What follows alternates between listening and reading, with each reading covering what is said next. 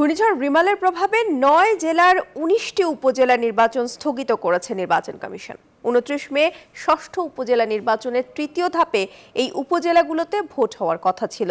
সোমবার নির্বাচন কমিশনে ইসি সচিব মোহাম্মদ জাহাঙ্গীর এসব কথা জানান। তিনি আরও জানান, বাগেরহাট জেলার শরণখোলা, মোড়লগঞ্জ ও মোংলা উপজেলা, খুলনা জেলার কয়রা, পাইকগাছা ও ডুমুরিয়া উপজেলা, বরিশাল জেলার গৌরনদী ও আগৈলঝাড়া উপজেলা, পটুয়াখালী জেলার সদর, মির্জাগঞ্জ ও দুমকি উপজেলায় নির্বাচন হচ্ছে না ২৯ মে। এছাড়াও নির্বাচন স্থগিত করা হয়েছে পিরোজপুর জেলার মঠবাড়িয়া উপজেলা, ভোলা জেলার তমুদ্দিন ও লালমোহন উপজেলা, ঝালকাঠি জেলার রাজারপুর ও কাঠালিয়া উপজেলা, বরগুনা জেলার বামনা ও পাথরঘাটা উপজেলা এবং রাঙ্গামাটি জেলার বাঘাইছড়ি উপজেলায়।